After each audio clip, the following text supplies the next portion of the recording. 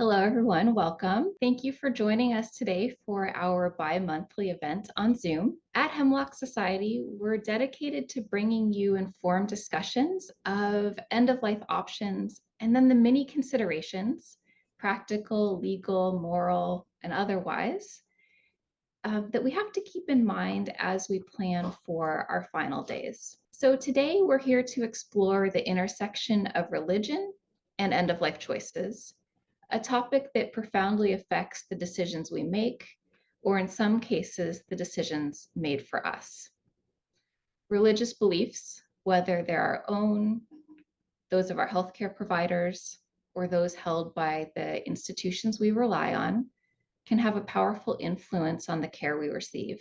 Today's panel, we're going to explore and try to navigate some of these complexities that come with religion and end-of-life options. Together, we'll discuss how religious beliefs shape healthcare policies, the limitations they can impose, and how we can better advocate for our wishes while respecting the boundaries that these institutions set. So please welcome Ann Neumann, author and journalist, Jillian Tullis, who's a professor at the University of San Diego, Bruce Gourley from Americans United for Separation of Church and State, and then John Tastad, he's the coordinator for spiritual care at Sharp HospiceCare in San Diego.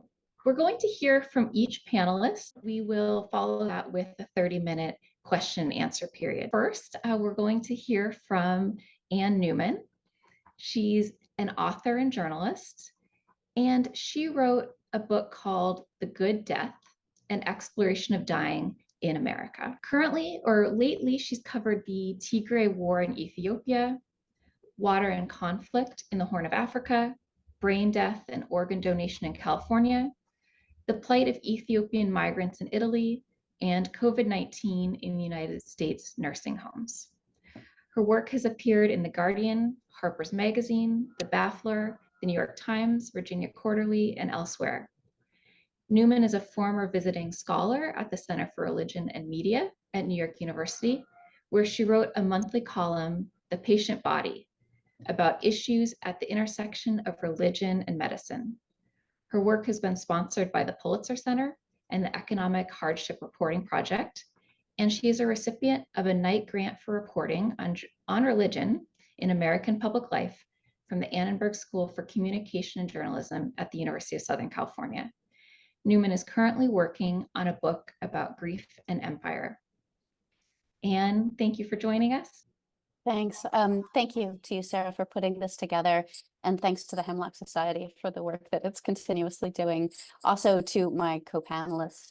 I have the pleasurable task of looking at about the past 50 or 60 years in the United States healthcare and kind of summarizing, missing a huge amount, but quickly summarizing what we've seen in the relationship between particularly the Catholic Church, although I'll point to evangelical groups as well a little bit throughout. But I do think at the top, it's very fair to say that in my experience, I say it all the time, and perhaps you will agree with me, there is no place other than the bedside, the deathbed, where religion is most prevalent in the United States. I think I've been, as a hospice volunteer, next to staunch anti-religionists who call for clergy in their last hours. Also, we see the role of healthcare, and I'll get into that in a little bit.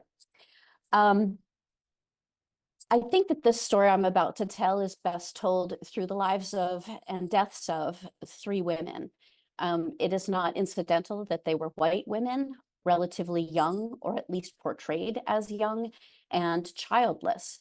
I have a Catholic friend who's a bit sardonic, and she jokes that these three were the perfect Catholic women, but we can talk about that later. I kind of called them the three fates of the Right to Die movement. And to set the scene, in the late 1960s, up until about that point, death meant the almost simultaneous end of brain function, heart function, and lung functionality. That's a little bit of a fudge, but I'm going to go with it. with the advent of respirators and defibrillators, we started to separate those primary functions and to see the dying process as systemic, and the interaction of various systems. But 911 numbers, ambulances, and the prevalence of CPR made it possible that someone could experience the end of one function, brain, heart, lungs, and be resuscitated. In 1975, Karen Ann Quinlan, a New Jersey native, was 21. She was at a party, which we could probably all relate to. She had some alcohol, she had some drugs, and no one knows when she was found how long she had gone without breathing. She was placed on a ventilator and ultimately a feeding tube. And her parents, Joe and Julia, asked their priest, what do we do? Can we ask to have both removed? And the priest said yes. There's a terrible Joan Didion article that was written about the same time, and you can read another version. But my version is this is a parent couple that saw that their daughter was no longer there and wanted their faith to give them direction. The New Jersey Supreme Court decided in May of 1976 to remove the respirator, but Karen Ann Quinlan remained alive for another 9 years and did not pass until 1985. The respirator was removed. And when I say alive, we can have a conversation about what state this individual was in. Heartbreaking for the family, nonetheless. She was kept on a feeding tube for those 9 years. But this was, in some instances, we could say this is the beginning of the Right to Die movement, where the general public saw this young woman. There was a media sensation surrounding the case, and people got really scared, thinking, oh my God, can I be kept alive for 9 years on a feeding tube, on a respirator, and have no way out? In January of 1983, in Missouri, Nancy Cruzan was driving home from work late one night. She had an accident, and when paramedics arrived, she was face down in a pool of water in a ditch. No one knows how long she had been unbreathing, but she was resuscitated. That strong body was brought back. She was placed on a feeding tube. And a few years later, 5 years later, 88, her parents asked the hospital to remove that feeding tube, and the hospital said no. The next year, the U.S. Supreme Court, and this is the first case of its type to have appeared before the United States at the federal level, they decided that it was possible to remove Cruzan's feeding tube, but it was only because her family testified that she would have wanted it so. So it was still based on that patient's decision. But it established legal precedent. And I want to be clear, this decision also states that we as patients are able to deny or remove medical treatment, even if it means certain death. And the third case, which I think we may all be familiar with, began in Florida in 1990 and became an enormous media sensation. And that's the life and death of Terri Schiavo. She was 27 when she collapsed in her home. Her husband found her. She was resuscitated and kept on a feeding tube. And for 8 years, her husband tended to her before he decided that he would like to remove the feeding tube. The parents, who were the Schindlers, a family, brother, sister, and parents, disagreed with Schiavo's husband. And what resulted was an unprecedented media circus, full of every kind of emotion possible, just horrible tragedy, a family torn asunder, and ultimately the involvement of Republican legislators, and even the United States President George Bush, who flew back from Texas on Easter to try to pass what was called the Palm Sunday Compromise. Terry's Law was also attempted. Republicans stayed in their chambers until late at night in order to make votes after Democrats left. Randall Terry, the founder of Operation Rescue, an anti-abortion organization, led the protests and media making surrounding this. And as we know, when we're talking about when lives end, we're also talking about when they begin. And abortion in many ways can be, with the exception of male bodies involved, can be a corollary conversation to some of these end-of-life issues. Judge Greer in Florida struck down all of these attempts, even an effort to take custody away from Shivo's husband, Michael. And on March 18th, 2005, as I was sitting at my father's deathbed, Terry Shivo died after 13 days after a feeding tube was removed. There were two efforts that came out of this amplification of new issues surrounding death and dying in the United States. And one is the extraordinary hospice movement. We saw hospice come to the United States in the early 1970s. Now, half or probably a little more than 1.2 million of those who die each year are in hospice care. Sadly, it's underutilized. But that is one effort that has been successful, although we can have a conversation about hospice later. And the other arm of what we can call the right to die movement would be, and these two are deeply intertwined, quite often working in conjunction. But the other is the legal effort, which has involved DNR laws, advanced directives, POLST and MOST forms that state what a patient would like should they encounter an emergency, living wills, but also the legalization of medical aid in dying, what was once called death with dignity laws. Now, if I'm correct, 11 states. We're still waiting on Delaware to sign, and the District of Columbia. And also voluntary stopping eating and drinking, which we're seeing to be in greater prevalence. What does this have to do with the Catholic Church? The Catholic Church is not monolithic. In many cases, when I say the Catholic Church, I'm talking about leadership, but that too is not monolithic. But throughout the death of these three women, the Catholic Church was paying attention. And Quinlan and Cruzan were concerned to the Catholic Church, but Shivo was a pattern. And what the Catholic Church did was address the ethical and religious directives that are used to govern care provided in hospitals throughout the country. The ethical and religious directives are not uniformly used everywhere, but they do now state, and it took a couple of years after Terry Shivo's death, but they do now state that it's up to the hospital to decide when to remove a feeding tube and not the patient or the patient's family. The Catholic Church is one of the earliest providers of healthcare, as we know. Some say it dates back to the Crusades and treating soldiers as they came home.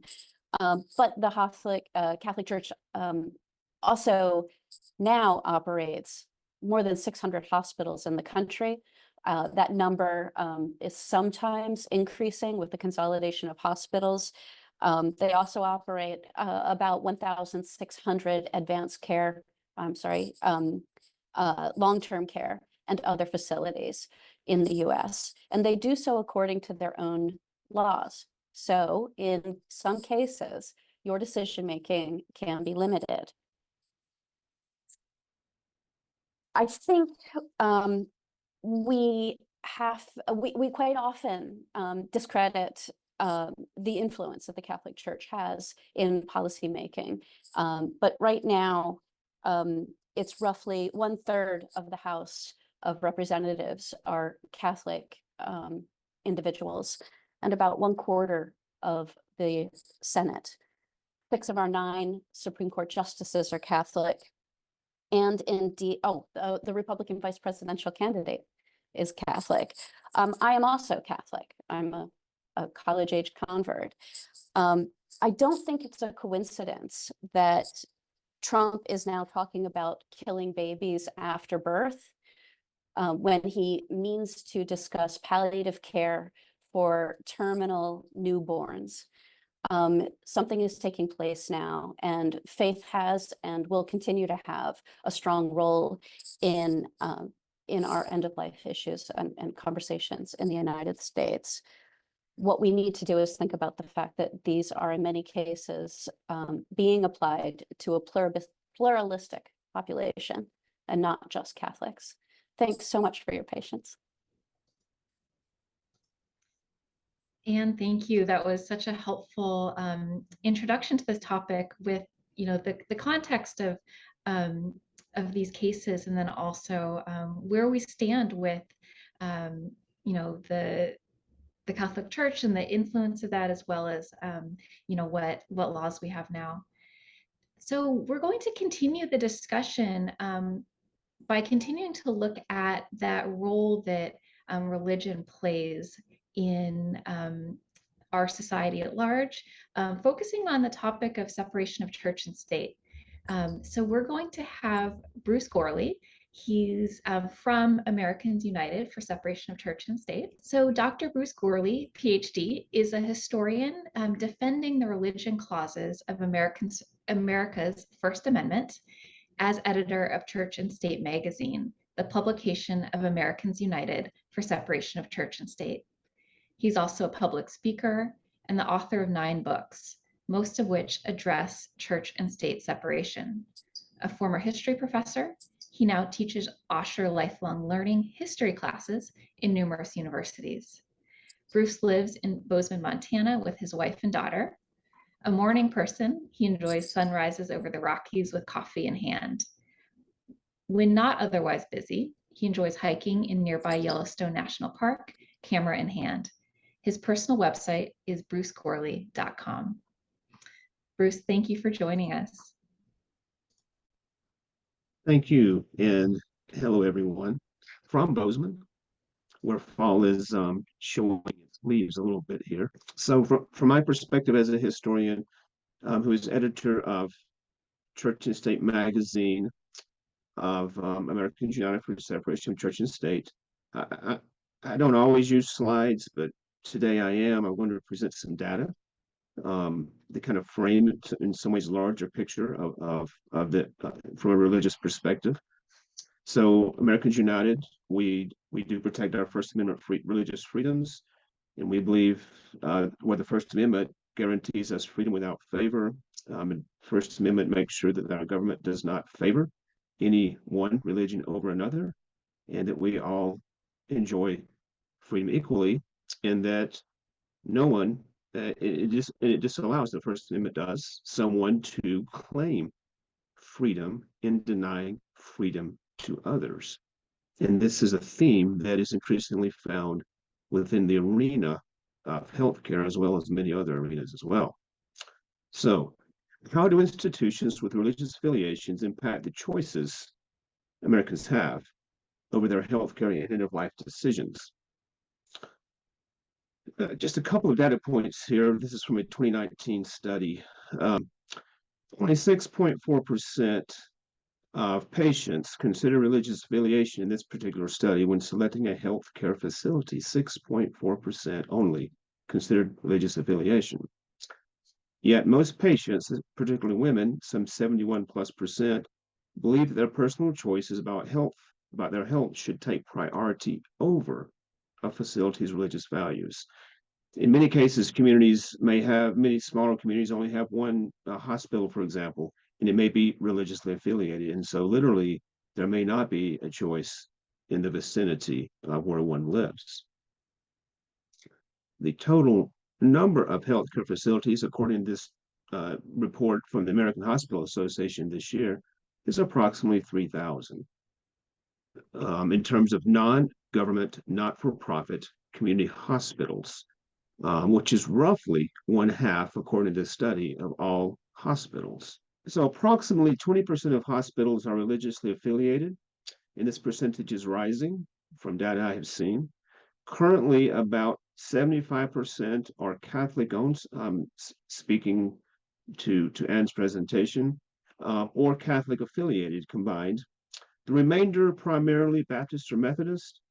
And in vicinity of Montana, in Utah, in and around Utah, there is a number of hospitals that operate under the umbrella of an intermountain health organization that is based in Salt Lake City, in which some LDS church hospitals were folded into some years ago, collectively operating some 385 hospitals that appear to be, and I can't say this for certain, but appear to be, from what I can tell, under what I might term Mormon influence, if not direct Mormon direction. Catholic hospitals, according to this 2024 report from the church, total 674 hospitals.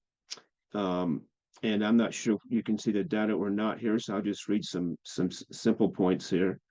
More than 1 in 7 patients, according to this study, are cared for in a Catholic hospital. There are 244 trauma centers, and there are some 500,000 full-time employees in these hospitals. There's a map here that if you could see it, it would show that the hospitals are clustered densely in the Midwest, down through Arkansas to the east part of Texas, also on the East Coast, at the West Coast, few in the Intermountain region where I live, relatively few in the South compared to other places as well. There, Roman Catholic Church operates about, well, according to this report, 1,568 continuing care facilities, primarily urban, 86%, with the geographical distribution pretty much the same, with the exception there seem to be more care facilities, continuing care, along the east coast of Florida, well, on the coast of Florida at large, than there are hospitals, with 101 million outpatient visits from Catholic hospitals, in terms of turning back to hospitals for a second. So Catholic presence is indeed very strong. Ethical and Religious Directives for Catholic Healthcare Services is a document published by the U.S. Conference of Catholic Bishops in 2019. And there are 3 statements I pull from this to note in terms of healthcare and religion, because they all have to do with religious convictions on the part of the Catholic Church, at least leadership by and large, and in the United States. Abortion is never permitted, and that is a quote in these directives for Catholic healthcare services. The Church cannot approve contraceptive interventions.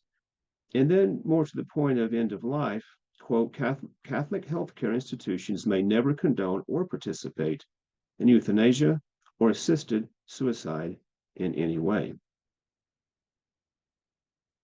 There is more in terms of church and state issues in regards to healthcare at large in the United States.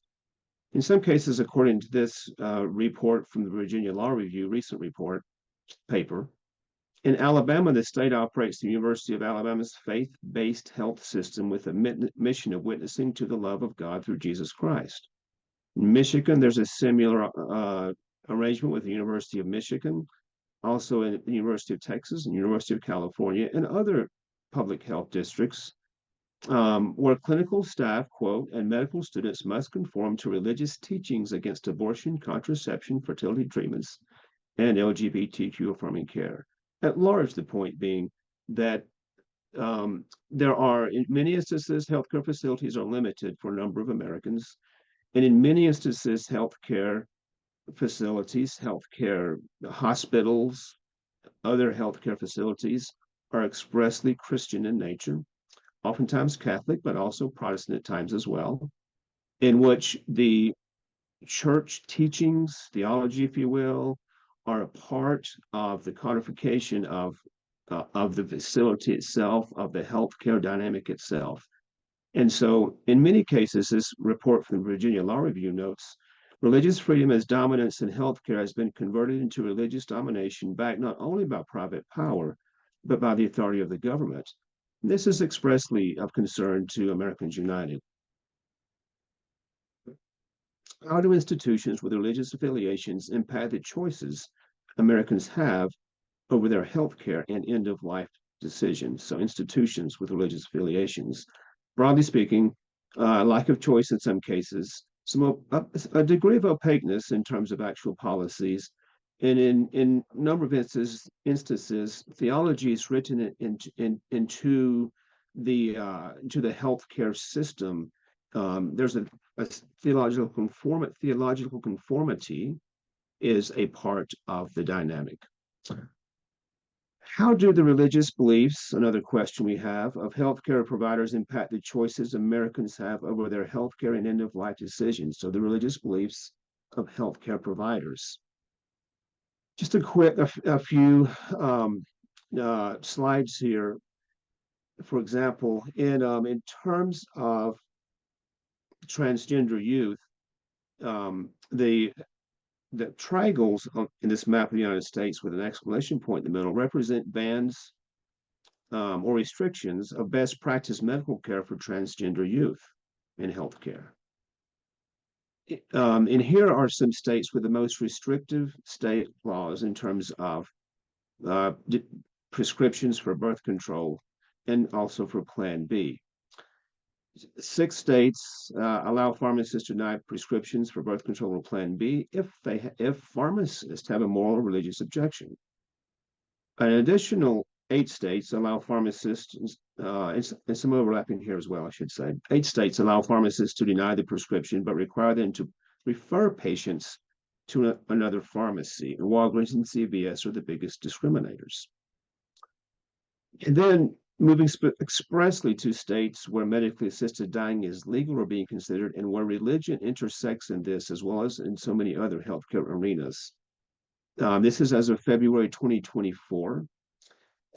In 10 states now allow medically assisted dying as being legal, with 19 others having pending legislation. You can see a cluster along the West Coast, along the East Coast, in the Midwest to some degree, not so much in the South in terms of access to medically assisted dying in healthcare facilities. And finally, just a few notes on religious groups. And Anne noted that there's variety within any religious group, a variety of opinions. But generally speaking, and now I'm speaking medically assisted dying, Christian denominations tend to oppose this, from Roman Catholicism to the Assemblies of God, Mormons, Lutherans, Episcopalians, Presbyterians, Methodists, and Southern Baptist Convention, at least at an official level, with various beliefs among individuals within the religions. The same is true of Buddhism, Hinduism, Islam, and Judaism. National Baptist Convention, which is a Black Baptist convention, the largest of the Black Baptist conventions, has no policy. Unitarian Universalists do allow medically assisted dying. Autonomous congregations, and this would include in the Baptist world, Baptist congregations are autonomous ultimately, and so they can make their own decisions, and there's a lot of variety. And religious individuals are collectively all over the map. So from my perspective, focusing on the First Amendment and separation of church and state, in recent years, there has been more theological interjections in so many ways into this world in the United States of healthcare, and also end-of-life issues, including medically assisted dying. Next, we will have Jillian Tullis, PhD, professor from University of San Diego. So Jillian Tullis is professor in the Department of Communication, the program director for the biomedical ethics minor, and associate dean for faculty at the University of San Diego. Her teaching and research interests focus on health communication, specifically communication about dying and death. Tullis's scholarship uses qualitative methods to study such topics as hospice team communication, tumor boards, and a good death. Tullis has given talks in the US and abroad, and has published widely in peer-reviewed journals and edited volumes. When not talking about dying and death, Jillian likes to watch movies, especially independent films, and is working on developing her knitting skills. She is also fortunate enough to live near the beach with her Velcro dog, Ruby. Thank you for joining us, Jillian. Thanks so much for having me. Greetings from the University of San Diego. We recently were named the most beautiful campus in the country again. It is very pretty here, except for not very sunny today, sadly. Also, I just wanted to acknowledge that this is the unceded territory of the Kumeyaay people before I get started. I'm a communications scholar, and what that means is that I'm not really interested in, at least personally interested in being a good like TV news anchor. What we really are interested in, at least my work in particular, is how we talk about all kinds of topics and issues and the role of things like language in shaping our reality. So we assert really that how we talk, the types of language that we use, creates, shapes, and maintains our lived experience, our reality. When I was asked to give this talk, I was thinking about, well, what are the impacts of religion? And I'm not a religious studies scholar. My friend Kent, he's my major informant. He's a religious studies professor. And so I've learned a lot from him and knowing him, but I'll speak a little bit from my experience as a hospice volunteer and someone who's researched hospice and also some other healthcare spaces like hospitals. Whether we're aware of it or not, religion absolutely shapes our lived experience, and perhaps most notably, Christianity has influenced communication about dying and death. And you've heard some great examples from both Anne and Bruce. I like to think that in the United States, in particular, religion is both an enabling and a constraining force when it comes to talking about dying. So consider some platitudes like they're in a better place, or maybe we say something like "go with God." You maybe have heard the refrain "ashes to ashes, dust to dust." Maybe someone has offered to pray for you. Maybe you've heard people use the language like committed the sin of suicide. I've had patients who talked about dreams of fire and brimstone, descending in an elevator into a fiery kind of environment. Doctors may tell their patients to put their affairs in order. We might say, if we're trying to be funny or clever or trying to maybe avoid the painful reality of death, that someone bit the dust. Maybe we'll say something like, for everything there is a season, or give up the ghost. And for people who are familiar with hospice, maybe you are also aware of the 11th hour volunteer. All of these concepts come from the Christian Bible. They sometimes are helpful, right? Sometimes people do find comfort in religion. So I would never deny that.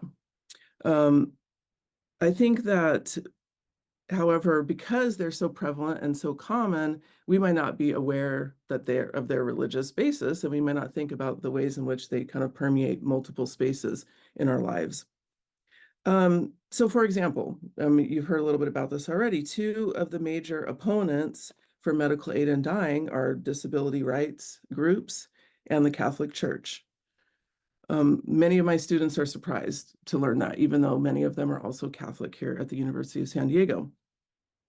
So what I think is important to think about, and I think Bruce really does a nice job of acknowledging this, is that the language that we use and how we talk about a dying and death, or how maybe we use this type of language that I've described here, this in turn does shape like how people advocate for or against certain types of end-of-life care. It will absolutely shape public opinion and will shape policy. I like to think that many more people would perhaps embrace medical aid in dying if they were less fearful of being judged by people, right? So religion, or aversion to religion, I've also seen shape healthcare. In my observations and research, ethnographic research with hospices, I've seen many patients decline really valuable spiritual care because of assumptions around the role of the chaplain. I told the hospice administration what they should change the name, perhaps to like spiritual diva or something, to like really encourage people to consider working with chaplains, because they operate in a gray area. They're not there to proselytize. They're not there to convert people, which I think is the worry of many people. So I think also another way that I have seen religion influence end-of-life care even extends to discussions about the development of greener burial options. So once again, one of the largest opponents of green burial, particularly human composting, is the Catholic Church.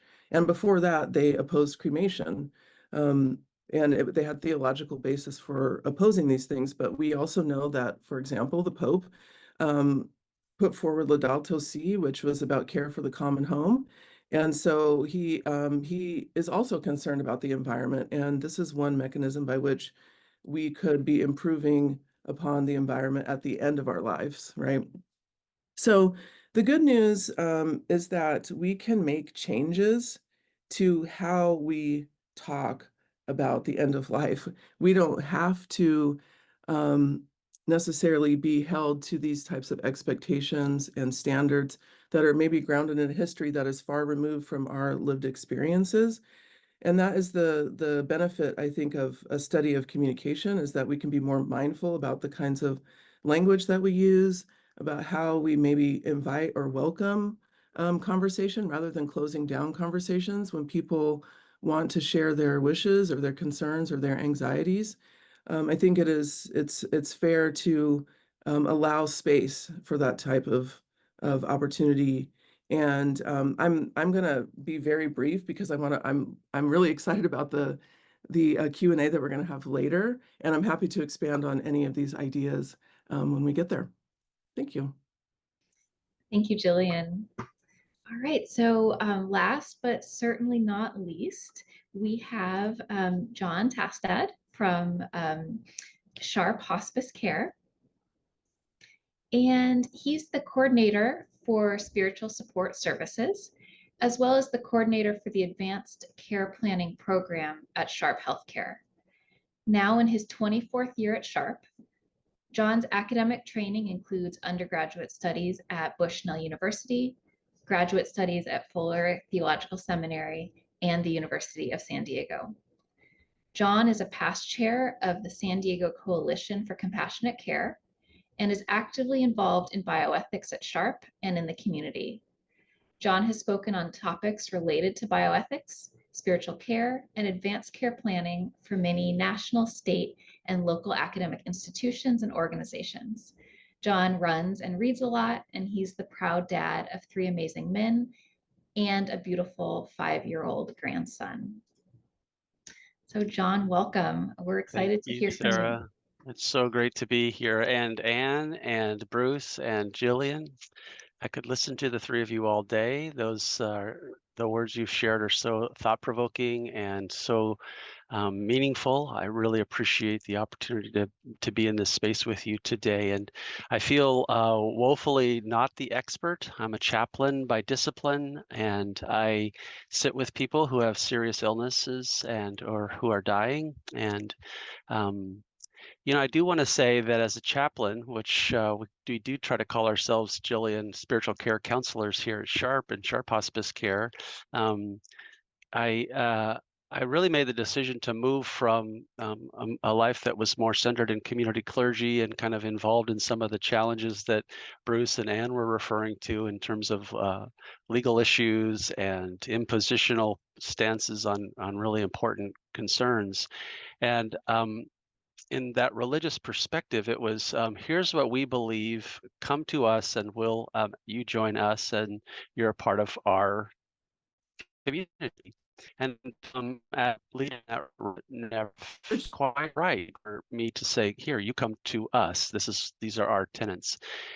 Spiritual care in healthcare, and particularly in hospice and palliative support services, is sort of reverses that. And through CPE training, we realized that, our goal in spiritual care services and palliative care and hospice is to swing into where people are at as a very well-trained, competent, academically prepared, experientially prepared person to swing into that space and demonstrate a fearless receptivity to what matters most to them as they're dealing with that serious illness or that terminal illness. And really, that was what was most intriguing to me about making a shift from a religious life to a more spiritually sensitive life, where you would swing into a context with knowledge base that says, oh, I understand your faith tradition and I can provide referrals to people if I need help.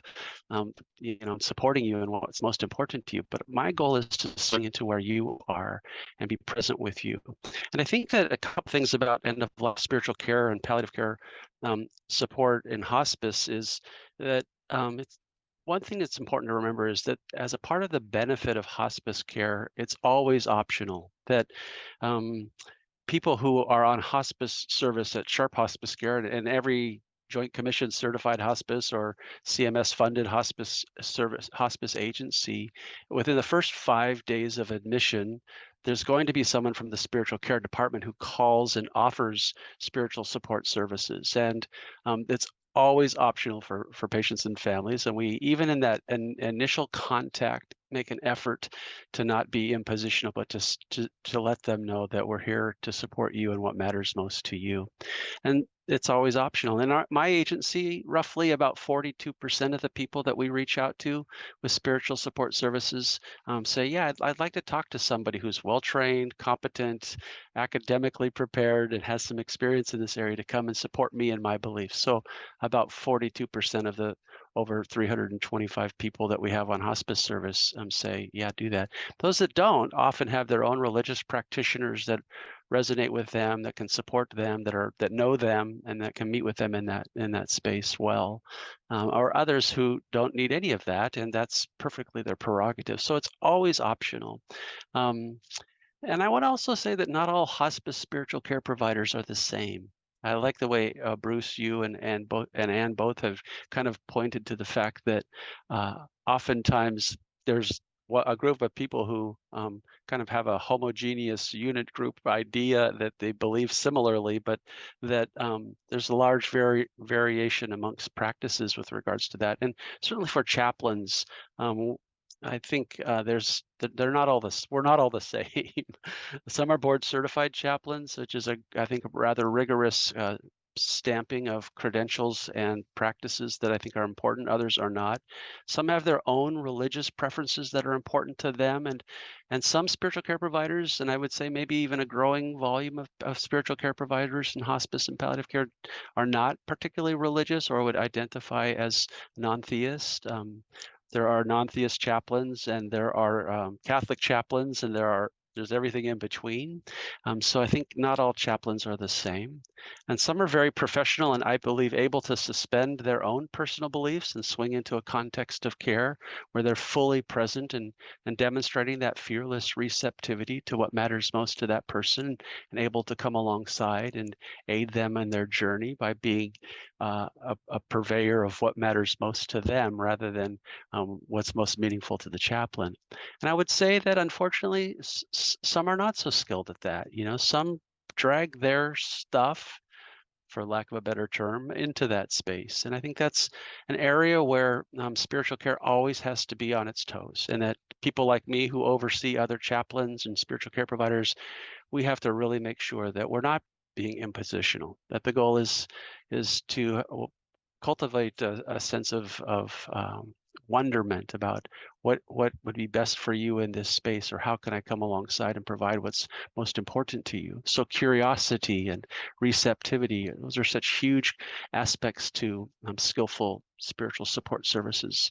But not all chaplains are the same. I would say also that that we often come from every conceivable religious and non-religious background, and sometimes that impacts how we view some of the more controversial issues, like what we were talking about earlier, voluntary stopping of eating and drinking, or medical aid in dying. I know that in the agency that I serve in, we have chaplains out of the 7 chaplains that I supervise, they have all indicated that they're comfortable speaking with patients who have questions about medical aid in dying. And 6 out of the 7 have said, if a patient asked me to be present at the time of self-administration of their medical aid in dying drugs, in spite of my beliefs that might not be what I would choose or people within my religious community would choose, I'm able to swing into that space and be fully present with them as they self-administer those drugs to stop their heart and their breathing, and be a compassionate presence in the midst of that. So there's, I do want to just say that I think most in the non-faith-based hospice agencies, and that's probably a big distinction, an important distinction, and that maybe as consumers make healthcare decisions as to whom they are going to trust their care when their illness advances or when they're terminally ill, that can be really an important consideration. And lastly, I'll just say I want to just note that I think it's probably been one of the most impactful experiences in my 24-year career as a chaplain, is to, after talking with someone about how their faith juxtaposes with their decision to use medical aid in dying, and being thoughtfully present in that space, and then being asked by that person to be present when they choose to carry out that option. For me, being in that place with them has been really an incredible honor and extraordinary privilege, extremely meaningful responsibility.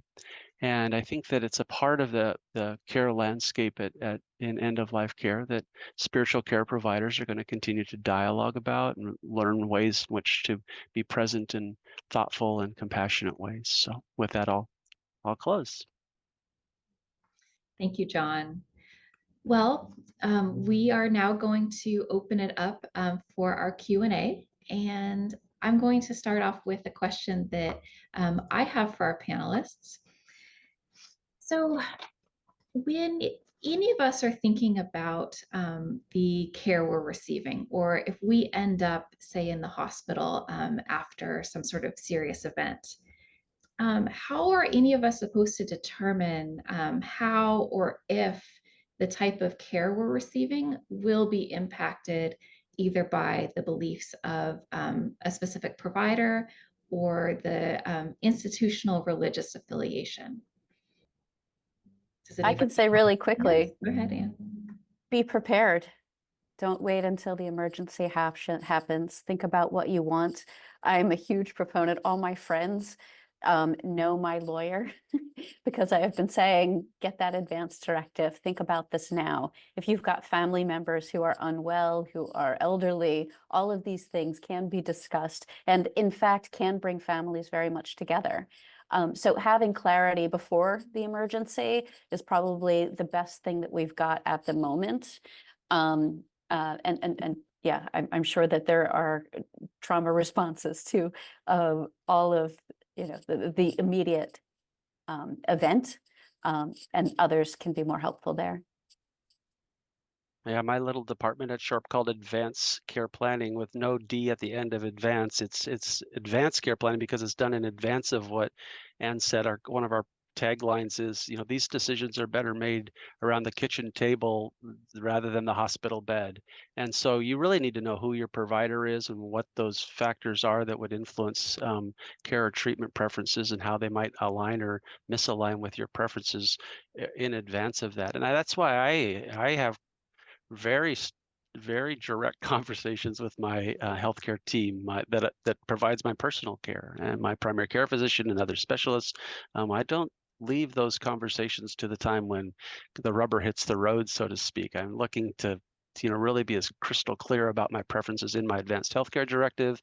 I've had great conversations with my healthcare substitute medical decision maker, my oldest son, Blake. He's going to be my spokesperson. My living will portion of my advanced directive, to the greatest degree possible, kind of paints a picture.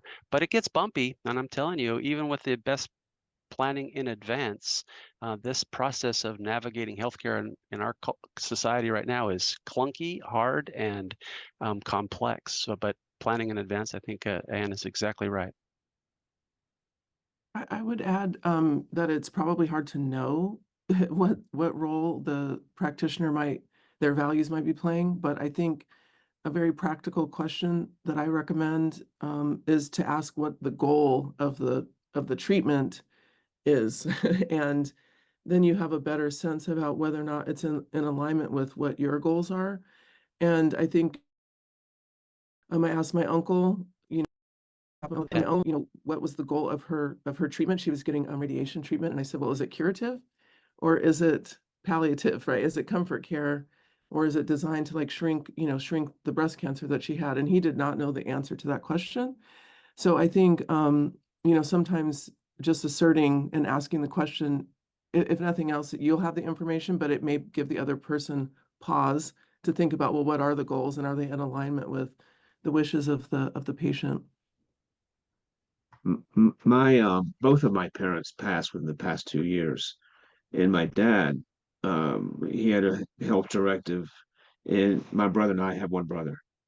The healthcare directive was that he would not be remain on a feeding tube or other artificial means, if it came to that, and it came to that. And so after a few days, we took him off of the artificial means, and as he wished, and as we were comfortable doing. He was in such pain. My condolences. I just want to say, I typed it there, but I think it can be a huge comfort to your family to know what you would want. They don't have to think then through the decision-making process. They are set to do what you intend, and that will take a huge burden off of them. So someone pointed out that in the FAQ on the End of Life Option Act on the SHARP website, or the SHARP HospiceCare website, it says that the organization does not provide or refer patients to physicians who serve as attending physicians for the End of Life Option Act. Affiliated physicians at SHARP may voluntarily participate upon patient request. So the question is, how does an ordinary patient find out how many affiliated physicians you have, and how could they be found? That's a really good question. It's a gigantic healthcare delivery system that's broken into different medical groups, and it gets really complex about, which of those providers are linked in a medical group, and which are not.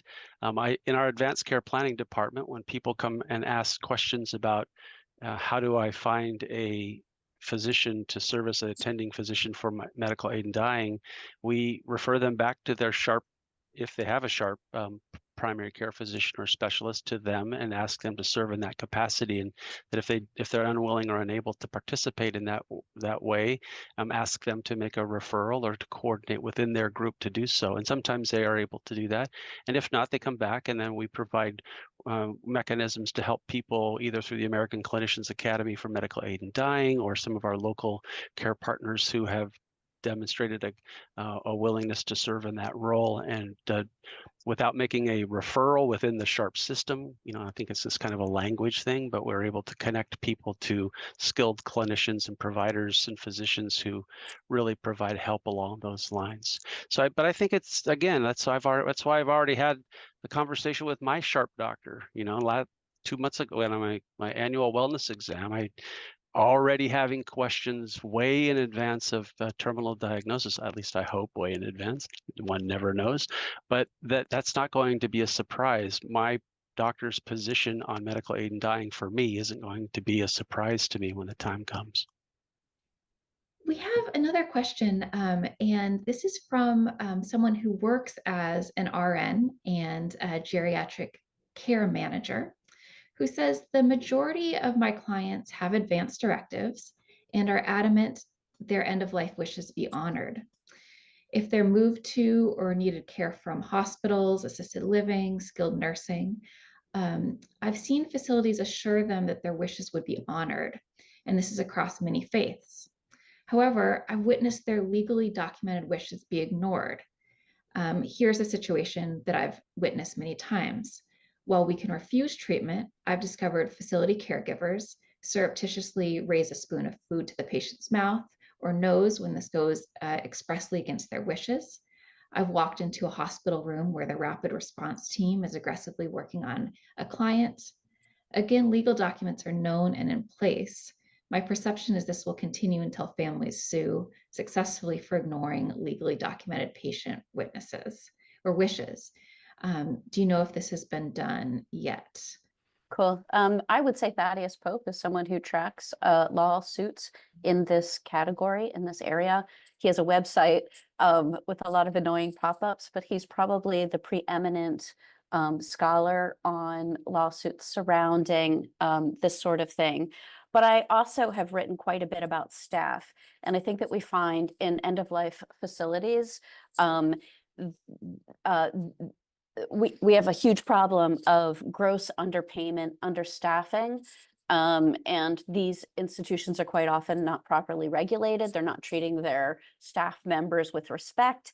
And so it's easy to scapegoat those individuals, quite often individuals of color, quite often women. So we're seeing this vector of different discriminations coming together in their area, in their field. And I find it a tragedy that this takes place because we know the number one way to improve care in any facility is to improve staffing.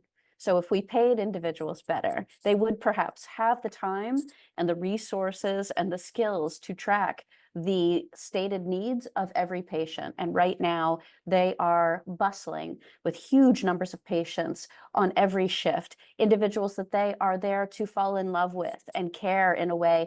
This is some of the dirtiest, hardest work possible. And so I have huge sympathy for this kind of situation. If I have a DNR, I want that to be honored. But I also know if I'm in a facility where we don't respect individual staffing needs and requirements and the individuals doing that work, we can't have the kind of quality end-of-life care that we need. I think the thing that might be notable is that there probably are legal actions that are taken against hospitals that never make the press and that are settled. So the case in Georgia was one example where it was just settled out of court. And so we don't maybe perhaps hear about the kind of legal ramifications, but I'm sure that it's fairly common. Sir, can I add, I mentioned the trusted substitute medical decision maker and having someone, rather than trusting your document to speak well enough for you that it'll be followed, that I know in practice in hospital-based that if there's a staunch advocate who knows my wishes well, who's present, who's there to offer consent for treatment or non-consent for care treatment, that the presence of an ardent and articulate substitute medical decision maker is the most important part about advanced care planning from my perspective. And that's why I have conversations with my substitute agent regularly, and my document gets reviewed, and that person gets the clear marching orders of what that might involve. And it might involve something as ethically impermissible as what Kathy was referring to there. That's just inappropriate, non-compliance to the ethical principle of patient autonomy or self-determination. I think it's unacceptable. But sometimes it takes your substitute medical decision maker who could file litigation on behalf of that particular heinous situation and be that presence that really guides treatment that is concordant with my preferences. We've had two people ask about how a hospital or a medical provider can choose to not provide medical aid in dying when it is legal in California. I'll do that one too, but like somebody fill in if they have a different experience. Everyone I talk to in California, it's self-selecting. If you want to be involved in medical aid in dying, you are known in the community as someone who will help patients. Same with VSED, voluntary stopping eating and drinking.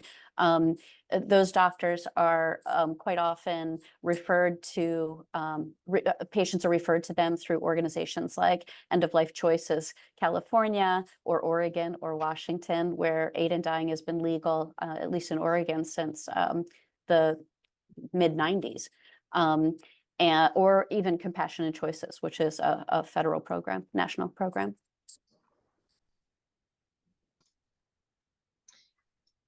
Someone has asked, does Medicare have a stance, or what is Medicare's stance on end-of-life options? That's broad, but if anybody wants to comment on, the federal system and federal payers. There's a lot of money being made on patients who are living longer than they would like to live. Futile care, F-U-T-I-L-E, not to be conflated with feudal care, is care that is not going to heal a patient and perhaps continues long after. It's really just keeping them alive. Some of the earlier examples I cited about Terry Schiavo or other individuals, basically a body, a non-conscious, non-sentient human being being kept in a hospital bed that could be used for others, perhaps against their wishes. So we do quite often see lawsuits surrounding futile care. Again, Thaddeus Pope, P-O-P-E is a great website to go to, someone who's involved in those cases. But Medicare covers hospice, right? Hospice is extremely expensive because the way that it's currently administered. But we have no long-term care in this country unless it's private and paid for. And if it were up to me, everyone would qualify for hospice way sooner than they do now. They shouldn't have to be terminal. We shouldn't have to decide, Jillian mentioned, is this a curative treatment or is it palliative? Well, quite often we know that curative treatments are also palliative and vice versa. So, hospice alone can help a patient to live up to 3 months longer.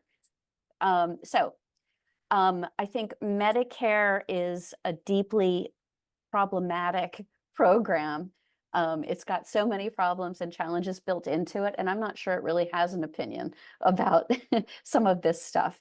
But we are seeing some overlap where medical aid in dying is legal. There are some hospice programs that are covered by Medicare and Medicaid that will cover patients as they're going through legal medical aid in dying or voluntary stopping eating and drinking.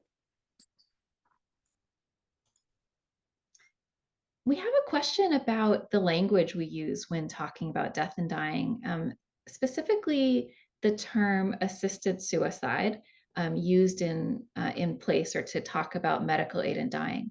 So someone asked, what are the ramifications of the prevalence of that term?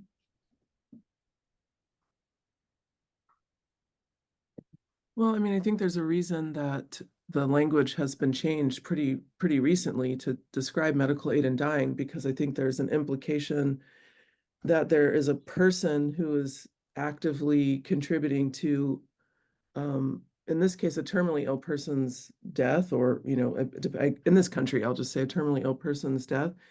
And I think that there, as I kind of mentioned earlier, I think suicide and the language around suicide has particular associations with religion and then, going to hell, right? And I think that when that kind of language gets changed, I mean, perhaps medical aid in dying is more euphemistic, but I think that it perhaps takes away the power of the term suicide in particular.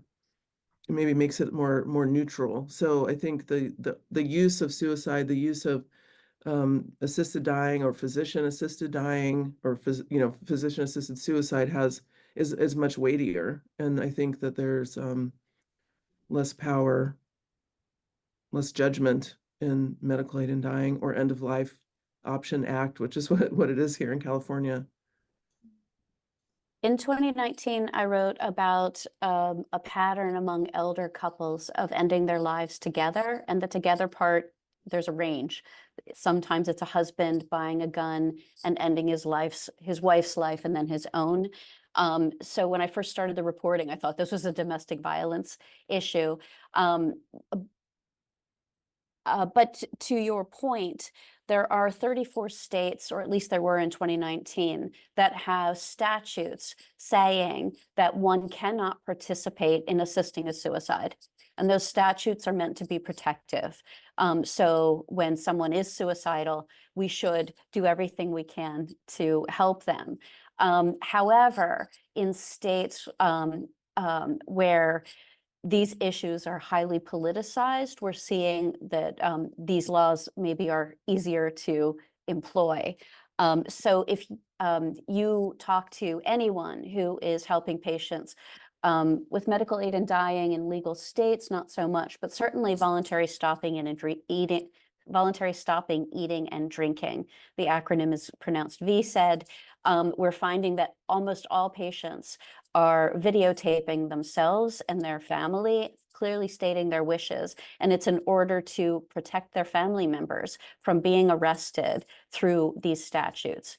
And in part with VSED, that's because there's no legal precedent. It's assumed that this is legal in all states in the country. Everyone talks about it as though it is. And we'll see. There haven't been any lawsuits yet. I would just add to what Anne is saying too. I think that one of the reasons that the law, a medical aid in dying type of law exists is for that legal protection, right? You don't want someone to be going to jail, prison, going through a legal system. The other is insurance purposes, so that when somebody uses something like medical aid in dying, their death certificate shows their cause of death as the illness and not something like suicide. And then that allows family members to still be able to acquire life insurance. So I think there are those legal implications, not just the kind of social implications of a language difference. Jillian, someone asked about the resistance that they find among their friends when they're trying to talk about the topic of death and then their specific wishes. And they say that they almost feel like the conversation is shut down. So they say they want to continue to have these discussions, but they're curious about maybe better ways to bring these things up. So in your work about communication around death and dying, do you have any insights for them? Yes, I think what I often recommend is a couple of strategies. One is you don't have to have all the conversation about everything at one shot. I see John smiling at this. You don't have to talk about everything that you want from the point that you might have an illness to your burial, right? I think that's a lot for people who maybe aren't like us, who are willing to have these conversations. So I always say try to start small and have more incremental conversations. It's just easier for people to be able to kind of come in and out. And remember that every time a death happens or the topic of dying comes up, even though you might be wanting to talk about your death, all you're doing is reminding the person that you're talking to that they're going to die also, that they're mortal. And then the other thing I recommend is if somebody is very resistant to having the conversation, I try to advocate making it less personal and more hypothetical. So it may be a conversation like, well, what do you think about Terry Schiavo, right? Or we just watched this movie where, Julianne Moore has Alzheimer's and she wants to, end her life or something. You make it less personal, and then you're again dipping your toe in there and then using it as a mechanism to make the conversation. See, we had this conversation, we all survived. Maybe, and then to just also finally, it is totally normal to have anxiety, to be sad when the topic comes up. And so I think that sometimes we spend a lot of time trying to manage other people's feelings or manage our own feelings. And it's okay to have the feelings, let them out, and embrace them. So those are just a couple of quick suggestions. John may have some others. Yeah, we utilize the Conversation Project quite a bit. They have a little starter kit that's free. That's kind of nice. And I sure miss the Death Cafe days when we were kind of rolling pre-pandemic, when we would meet at the library for tea and cookies and talk about death and dying. Just kind of desensationalizing that, but I think I couldn't have said it better, Jillian. I like it's a seed planting work. You're just not going to have the harvest the first day you have the conversation, and I think it's a long journey with lots of variables. Weeds kind of pop in there too. So yeah, that seed planting work is just advanced care planning is a long process. And we had a question that was a follow-up to what you spoke about earlier. And the question was, they were clarifying, is it true that it's up to the hospital to decide to remove a feeding tube, not up to the patient or the family? Yeah, according to the ethical and religious directives, which govern all hospitals and healthcare providers, Catholic hospitals and healthcare providers in the country, that is indeed what it states. But what we find is that there's a huge degree of variance, and it depends on, I guess, the attentiveness of the local archbishop or I don't know whether this hospital shows up on the radar for the Catholic Church. I don't mean to denigrate Catholics, Catholic hospitals, Catholic provision of healthcare. We find that the ratings for Catholic hospitals tend to be higher. Again, I'm of the Catholic faith. Like I feel a huge support for the Catholic Church, but we also know that what the Church teaches and what they tell their doctors to do isn't necessarily what we all agree with. What's the statistic? There's a vast majority of women, Catholic women of reproductive age, who use birth control, even though the Catholic Church teaches against birth control. So I just want to point out that dissent is a strong and robust tradition, which is within the Catholic faith, as all faiths, and we can't get away from that. Did I answer the question? Sort of. Yes. I also want to thank Barbara. Barbara brought up a great point about finding local lawyers who deal with elder care and estate planning stuff. If you don't have a shit ton of money, because they can be really expensive, find them online, talk to folks. One of the things that I do when I am trying to get someone to talk about their advanced directive, their end of life wills, is I show them mine and I tell them why I made my decisions. Yeah, that was a whole mess of things. Speaking of Barbara, she has her hand up. So Barbara, if you'd like to ask your question, please go ahead. What I was going to say is a lot of people use their lawyer to do their advance directive.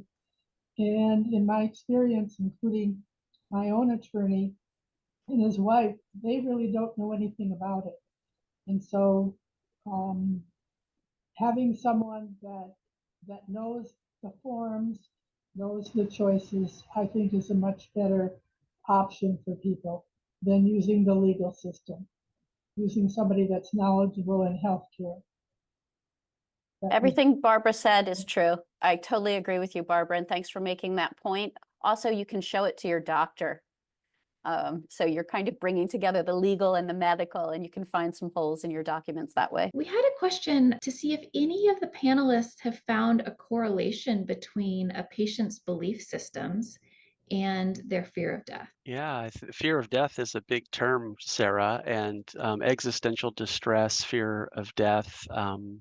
I think our chaplains at Sharp Hospice Care, the spiritual care counselors, they're in that realm every day, where people are either had believed one way up until they reached the point of their terminal illness, and that gets all questioned and reconsidered, and it leads to some measure of spiritual distress, or others who had very little spiritual or religious connection, and they get to the edge, and then all of a sudden they're looking for some religious meaning that might be helpful for them in that place, and everything in between that. So that's I think that's very, very common. And I think even in the realm of medical aid in dying, I had a patient who was receiving staunch opposition from her faith community when she asked trusted friends within that community about utilizing medical aid in dying. In fact, was told that her eternal demise would be certain, but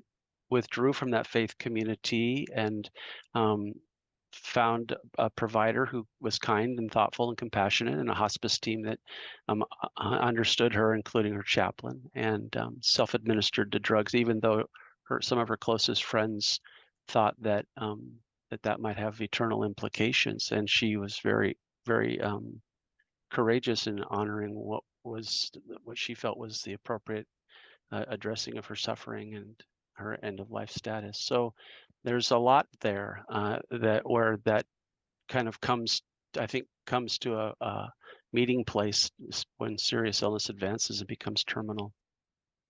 I have seen some literature. Now, this is not directly fear of death. It's not described that way in the literature, but there have been some study of people that report high rates of religiosity who want more care at the end of life than their non-religious counterparts.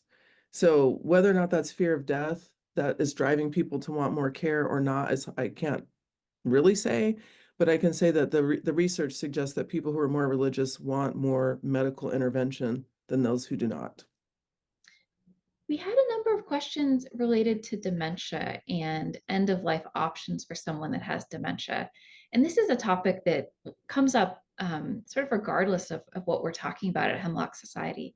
But I'm curious if any of you have anything sort of related to religion or faith that touches on dementia care and options for people who really might not have a lot of options because they've lost capacity to make decisions. I think Thaddeus Pope's name came up, right? He's looking at capacity, right? When you have or do not have mental capacity to make your own healthcare decisions, and lawsuits surrounding that, and specifically among dementia and Alzheimer's patients. I mean, my heart goes out to these caregivers. Quite often the care falls on families. If you have no assets and qualify for Medicare, then there are facilities that can take care of your patients, but it quite often means, unless you're super savvy, the loss of assets in a family. Dementia patients are not considered terminal. And we are seeing that there are some who are choosing to use voluntary stopping eating and drinking, but there's no data on this. And only if those decisions are made prior to losing capacity, prior to being able to make that decision of what they want when they're no longer mentally competent. We did have another question that relates to how we communicate about our wishes.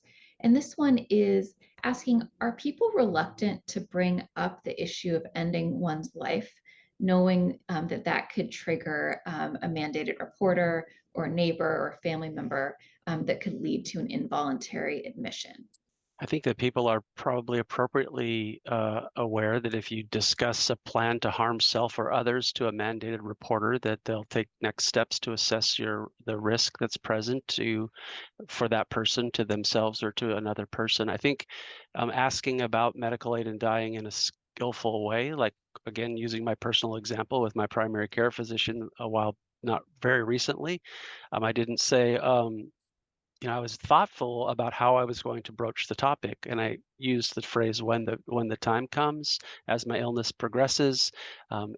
Is this a conversation you could have with me about California's legal option for medical aid in dying called the End of Life Option Act? And so I think if you say in a manner that you are interested in California's legal option for medical aid in dying at the end of life, the End of Life Option Act, versus making a comment that would raise the ears as a mandated reporter myself, if I heard that you had a plan to be a risk and you were at risk to causing harm to yourself or others, I think that you would say that in a way that was different, that's markedly different. So I think when you communicate along those lines, maybe people who are concerned about being labeled as somebody who might be at risk to a mandated reporter could be helped to have conversation skills with their provider that might facilitate a reasonable conversation about exploring options. Those last days and weeks can be really hard, and I've had a number of hospice patients say to me that they were ready to die. They're in a painful, uncomfortable situation, and they're just ready, and they're waiting for their body to catch up. And I think that is not an expression of the will to die.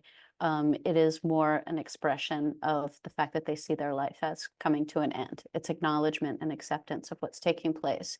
And for people who work in this area, who deal with people who are dying, it is far easier to understand where comments of that sort are coming from than, say, on the outside, where someone is saying, I want this to be over. To a caregiver in hospice, that can be heard as an expression of that person's experience and not their desire to commit suicide. Those two phrases together, right? Those two words side by side mean so much to us. They're loaded. Do any of our panelists have any last thoughts or something that you wanted to make sure you said before we finish for today?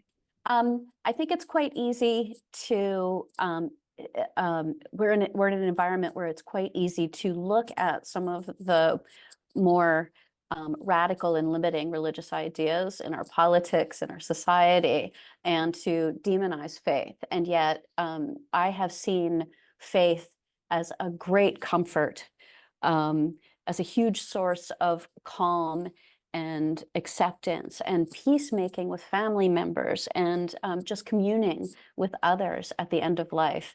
And so I just want to be clear that I was not saying that faith can only do one thing, cause damage.